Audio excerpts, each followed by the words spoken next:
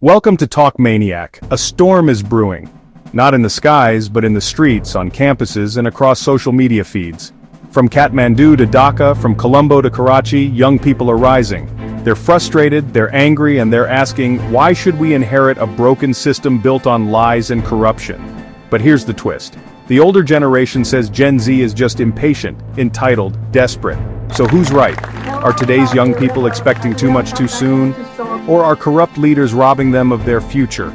Stay with me, because this isn't just about Nepal or Bangladesh. This is about a global youth rebellion, and what it means for the future of politics everywhere. Nepal, a country of breathtaking mountains, ancient temples, and young people with big dreams. But behind the postcard image lies a brutal reality. In the last 2 decades, Nepal has had over a dozen prime ministers.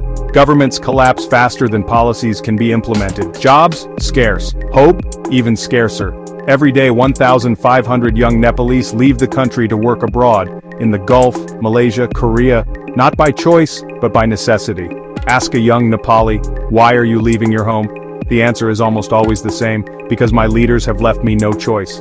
Corruption bleeds into every sector, construction projects delayed, education politicized, opportunities given not by merit but by party connections. Nepal's Gen Z isn't desperate, they're cornered, and a cornered generation is a dangerous one.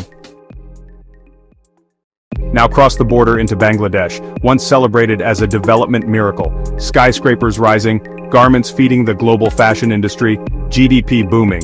But here's the paradox. Beneath the numbers lies a suffocating political order. Elections, heavily controlled, opposition, silenced, institutions, captured by ruling parties, and for the youth, university campuses are run by political gangs. Jobs are often distributed by party loyalty, not qualifications. Many graduates remain unemployed, staring at a bleak future. So the question every Bangladeshi Gen Z asks, why should I study hard if the future is already sold to someone with better connections? For many, the answer is to flee. From illegal boat journeys across the Mediterranean to dangerous labor contracts in the Middle East, desperation pushes them into riskier paths. This isn't impatience, it's survival. Here's the clash. Older leaders say, Gen Z is spoiled, they want shortcuts, they can't sacrifice like we did. But Gen Z says, we're not spoiled, we're tired of sacrificing for nothing. You promised us democracy, you gave us corruption. You promised us jobs, you gave us debt. And let's be real, Gen Z isn't demanding mansions or luxury cars, they're demanding basics. A voice, fair opportunities, and dignity. When leaders mock their frustration, they're not calming the storm, they're fueling it. This isn't just a South Asian story, let's take a look around the world.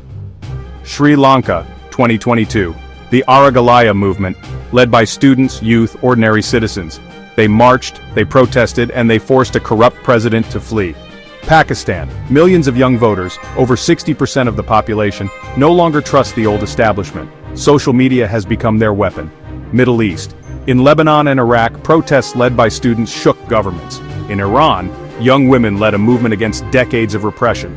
USA and Europe, different issues, same anger, climate inaction, crushing debt, rising inequality. Greta Thunberg may not look like a revolutionary, but she represents a global frustration that leaders cannot ignore. See the connection? Wherever you look, 3 truths repeat. Leaders cling to power. Institutions serve the elite. Youth see no future, so they rebel. This rebellion isn't just on the streets, it's online, on TikTok, on Instagram, on encrypted apps. Gen Z has digital tools no previous generation had, and that makes them unstoppable. See the connection? Wherever you look, 3 truths repeat.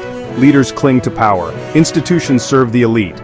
Youth see no future, so they rebel. This rebellion isn't just on the streets. It's online, on TikTok, on Instagram, on encrypted apps. Gen Z has digital tools no previous generation had, and that makes them unstoppable.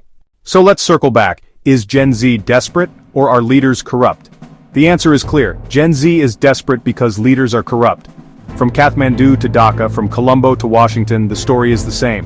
When young people lose hope, nations lose their future. The next decade will decide whether leaders finally listen, or whether youth will burn down the old system and build a new one from the ashes. And here's the haunting thought. History has always shown us one thing. When the young rise, no power on earth can hold them back. This is not just politics. This is survival. This is rebellion. You've been watching Talk Maniac.